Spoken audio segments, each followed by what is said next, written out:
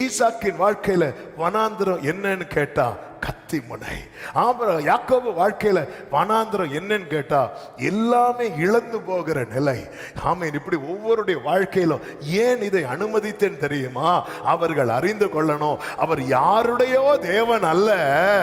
ஆமேன், என்னுடைய தேவன்.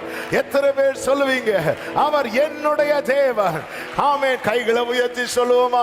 யாக்கோபின் தேவன், ஆமேன், எனக்கென்றும் துணை. ஹல்லேலூயா. என்னாலும் ஆமேன், யாக்கோபின் தேவன் எனக்கென்றும் துணையவரே, என்னாலும் நடத்துவார். சொல்லுங்க, ஏதுமில்லை